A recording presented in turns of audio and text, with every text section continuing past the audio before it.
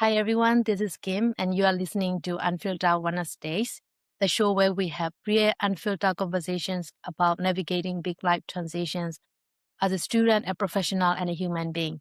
Today's episode is about what it looked like to arrive somewhere with almost nothing familiar, a new language, a new system, a new country, and decide anyway that you belong here. My guest today came from Myanmar, made his way through the American community college system, and ended up at one of the most competitive universities in the world. He didn't follow a straight line, he built one. This is the story, and let's get into it. So now, Hello. welcome. Really glad to have you here. So before we get into everything, can you tell us a little bit about yourself? Where are you from, and what brought you to the US? Yeah, okay. I'm Sut Naw. Currently, I'm an undergraduate student at MIT, and my major is AI. I'm from Myanmar, and I'm from like a small city in Myanmar. It's in the northern part, Myitkyina. And then the reason I come to the US is back in 2021, there was a coup, and also like all the school closed at that time, and we also have like a COVID, so that I cannot go to school at all. That's why I decided to look for opportunities, and then I finally end up in the US. Yeah, that's my journey. Mhm. Thank you so much for sharing that story. So, what was life actually like when you first landed in Georgia? What hit you Mhm. that you didn't expect? I stay almost a year in Yangon. It's like the former capital of Myanmar. And my expectation was like Georgia, Atlanta gonna be like a very big city with like a lot of traffic and good transportation system. But when I actually arrived in Atlanta, it was like almost opposite. The airport is really nice, but as soon as I get more into the city, it's like more quieter, more suburban, and then like just a quiet life in Atlanta. Yeah, I think that's my biggest like shocking experience. And then the next thing is like food here. I think the food looks good more and it's like more marketable. But I miss the food back in Myanmar. Like it doesn't look good, but it tastes better, and then it tastes nicer. And then also back in Myanmar, I really like to eat like fast food, like pizza and burgers, all of those. But here I didn't touch them anymore because yeah, I miss the taste back in my country. I think that's like a biggest cultural shock. Thank you so much for sharing that. And Mhm, I know that a lot of people can relate to that mhm, expectation, dreaming that mhm. you're going to be big city, but actually here it's a different city. It's nice, but Yeah. definitely we didn't set for that expectation when we come. I want to ask about your university, your academic journey. Can you also tell us a little bit about yourself? What did you study at Georgia, and how does it look like? In Georgia, I went to a community college. So in community college, I study engineering. I thought I'm gonna major in civil engineering, so I study like STEM, mostly like physics, chemistry, and all of that stuff. And I think it's a really good experience because like the classroom size are like smaller, and then we get to teach with professor, and then we get to know like more with them in person. And then one of the things that stand out was the professor has like a lot of respect to students. Like we can just address them by name or like we can get to know them really well. That really like give me like motivation to get to know them more, talk to them more, and then I also like tell them about what I want to be in life and like my plans for the summer and I just everything. I just tell them everything and then yeah, I get to know them really well and I really like that experience. That's really great. So I Yeah. have two questions. First is you Mhm, mentioned about the culture shock and mhm, everything more everything. So how do you really adjust yourself there? And the other mhm, one is about the professor relationship. A lot of mhm, students are they are not mainly if they come from another country, it's not mhm, easy to have to be close with them and to really ask questions. How did you mhm, approach them and how did you mhm. build that relationship with your professor? So to answer that question, I think it's really important to know like who are your friends. My friends are like really good at making close connection with professors. So I look at them and then think like, oh, why are they like really close with the professor? I also want to be like them. So that's why I ask them like, how do you approach them? What do you talk with them? And then they tell me, oh, we just talk about this, and they have like a list of things they can talk about. So then I just did the same thing, but I'd make it more personal with my stories and my interests, so that we can get to know better. And then I think another thing is I always take notes of the office hours, like the professor office hour, so that I make that time free and I just go to their door and knock on the door, and then I just ask them if I can talk. I think that's fairly simple. That's really a very practical advice. Yeah. Do you have any one of the checklists that you have with the Mhm, professor, so that people mhm, can know how can they really approach? So it can be, mhm, mhm. what did your friend tell you? And I understand about the customize with your story. Do you have any example of that? I think the easiest one is just ask about anything in the lecture or like about class materials. That's one thing we can ask. Another thing is like about a program or like something related to them, about maybe major, maybe like career fairs, or maybe like opportunities that you are interested in. You can just like talk them about, oh, professor, I want to really join this program. Can you write me a recommendation letter? Or like just tell them like, oh, I'm doing this about your major, and then I think if I can get into this program, I will be a good fit with that program. Okay, do you have any suggestion, or like what should I do? Or maybe can you read my essays and stuff like that? Yeah, I think that's That, really helpful. that's really nice. Thank you for sharing that. Going back Mhm, to the culture and mhm, food mhm, and everything, mhm, how did you adjust that one as well? If you have mhm. a good story there.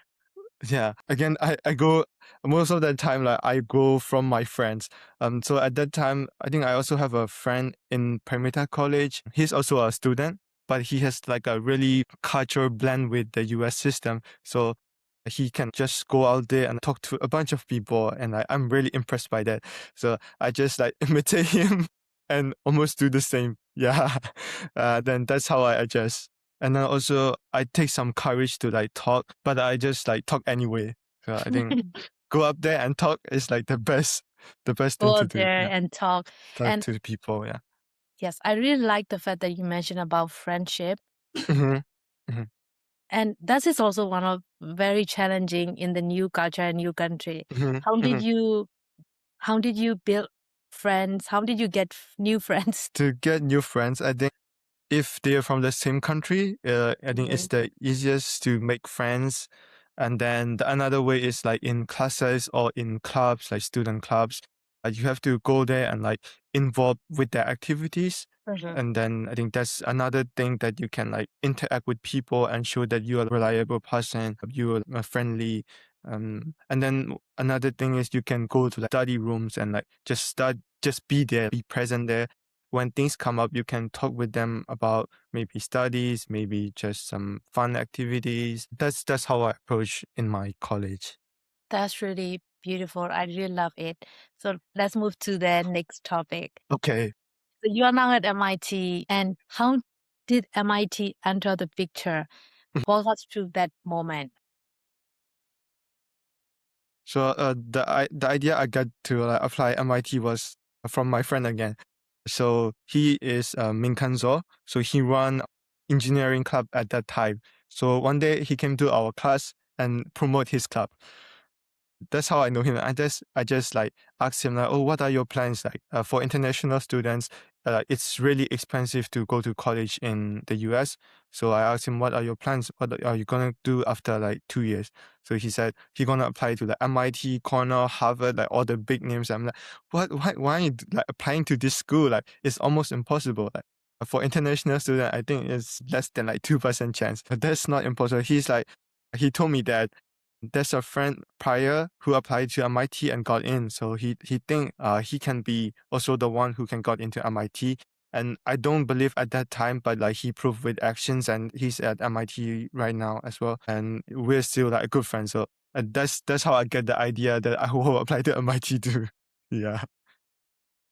So it shows that it's very important. People that you are hanging out with that really Hmm. influence about your relationship, your friendship, even the way that you adapt a new culture. So that's Yeah. that's really That's that's really really true. that's really good and very powerful. Now, what about if you can also like share about how Hmm. is your, you know, Hmm. Hmm. how did you get help for the application. How is your journey?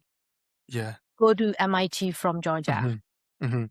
Mhm. Um, so the the unique thing was, so I look at him and he ran a club, like the engineering club. At that time, I think his engineering club was the best at school. So he got like all the awards as well, like best engineering students, Dean's Award, like the best club of the year, all of that. And then, so I want to also do the same thing. And then I met a friend. He's also from Myanmar. He's like Soyan. He's also my roommate, and we're almost like the same major still today. So what we did was we ran the mathematics clubs. At that time, the mathematics club was like that. There's no event, no one is running it. So we just took over the club and we ran the club. I think one of our first event is also like really unique. What I did was there's like a startup incubator in Georgia. And like I just emailed them like, oh, we're a student from Georgia. Can you give us a tour about your incubator? And we're like really interested in it. So they just say yes.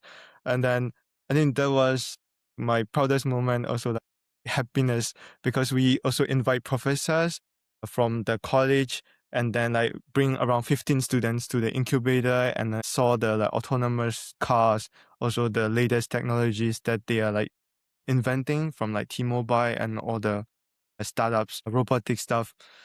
It's really cool. And then the next thing is like I also reach out to my professor in person. At that time, I want to do research, but in community college, I think it's really competitive and the teachers, like the professor, didn't really do research. So I need opportunity. So I just go up to the professor and ask if she want to do research with me. I have this plan and if she would be interested. So she said like, oh, okay. Like we have never met each other before. I just go out to him and like told my plan. And she's like, okay, if you want to do that, I will supervise you. You can do the rest. And then that's how I also get my research plan. And I also put that up in my application, also the student clubs. And then what else? We also have like a strong connection with the Department of Mathematics head, and he helped us organize the events in campus. And then we also went to competition because like he made the fund available for us. At that time, we only get like 1,000 budget, and then most of the time you have to request like a month before. So we didn't do that most of the time, so we don't have fun. And he just came and rescued us, and then we went to like Gainesville, to make competition. Wow, Just that's yeah. very interesting and very inspiring. The way that you Mhm. approach and you just kind of take over or make it better the club, Yeah, yeah, take yeah. initiative and taking action, and that's all are Uh-huh. very interesting. And I can see a lot of Mhm, how this is mhm. very powerful for your college application as well. Mhm. And now you are with full ride at MIT, right? Yeah. Yeah. Mm, Now you are at MIT, one of the most mhm, competitive classroom in the world. mhm. What shocked you the most when you got there, and what did Yeah. you learn quickly about how you actually have to study and prepare? Mhm. One thing I realized very quickly was like I went to like intro to programming class and I thought it's gonna be easy because in my previous college I also attend just one programming class. And but when I get to MIT, the whole thing I study for like 4 months in community college was only two. They just finished it in like two weeks. So like it was like really, really fast, a lot of materials, a lot of concepts, and then they just chunk it into like 4 months. And then back in community college, I only did like one project, but in MIT, I think it's like six, seven for like intro to programming classes. And like it's just crazy. The powerful thing I learned from it is like is you don't learn the stuff in classroom from like professor in the lecture. Most of the time you have to learn on your own. You have to like willing to learn on your own and do on your own, make mistakes and learn from a mistake instead of like listening to professor and just get the correct answer. Yeah. Wow, that seems very competitive. And Yeah. so on top of this academic Mhm, pressure, there is mhm, life. And how mhm, do you really balance studying, your health, everything else that mhm. come with being a student far from home? For like a month, I didn't really get like enough good sleep because most of the time the classes are very challenging. So I'm just like studying. And then later I start to protect my sleep schedule. I think that's the first thing I do. I sleep mostly 8 hours a day, or maybe more than that sometimes because it's like so tiring.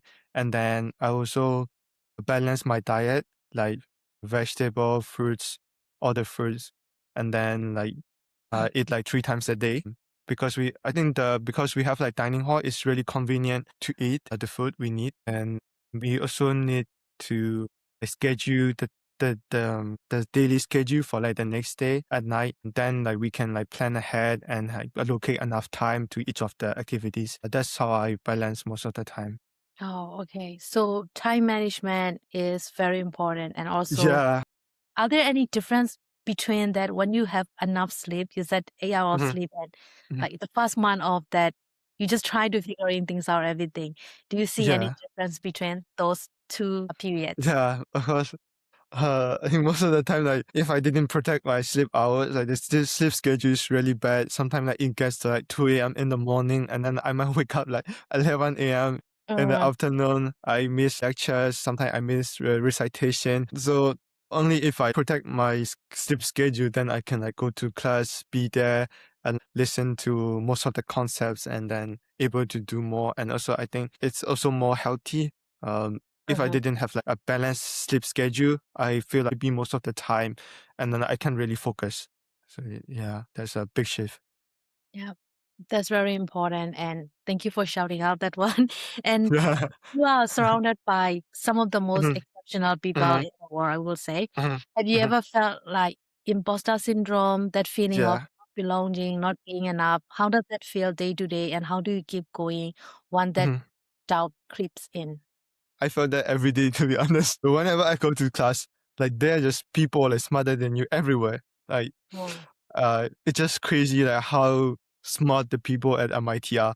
Um, but I also think that like people at the MIT, because of like some reasons, they deserve to be there. So, what I most of the time did was like all of our like starting points are different. Wherever we start, like maybe the goal is different, and like it may take more time for some people to get to the goal. But like, the most important thing is just to like keep going and keep going instead of like giving up on the problems. Yeah, just to keep going every day. That's very, thank you. So, last question.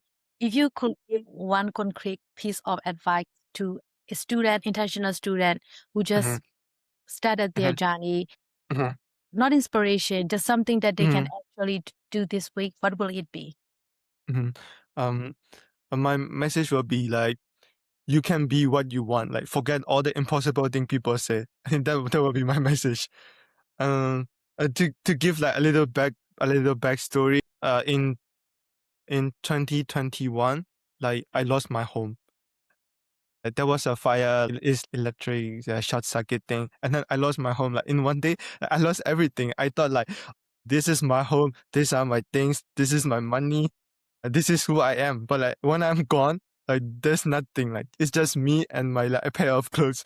And then I realized only if I change myself, like education, like who I am to my community and who I'm to these people around me. That define who I am, not the like things that I have. And then that's how I started to like, go step by step. So you change your mindset. Mindset, yeah, Yeah. completely. Thank you. Anything else that you want to give advice to people who will be like listening to your journey? Just don't give up. Keep going. Keep going. Yeah, that's the most important thing. Yeah. Okay, Sutnaw, thank you for being so open with us today. And what you Mhm, have shared isn't just a success story, and is a reminder that the path doesn't have to be straight to get mhm, somewhere real. yeah. And your story also shows that you don't need to have it all figured out before you start. And that Mhm, destination isn't really the point, and the practice is, and the mentorship. And find your mhm, people, ask for help, and stay curious, mhm. and don't stop when it's get Yeah, yeah. uncomfortable. And that's not a shortcut, that's the whole thing. If today's episode gives you something, share it with one person who need to hear it right now. Follow us on Mhm, Instagram and subscribe to our YouTube channel. We release a new story every 2 weeks because nobody should have to figure this out alone. I'm Kim. mhm. This is Unfiltered Wednesday. We'll see you in next 2 weeks. Yeah. See you.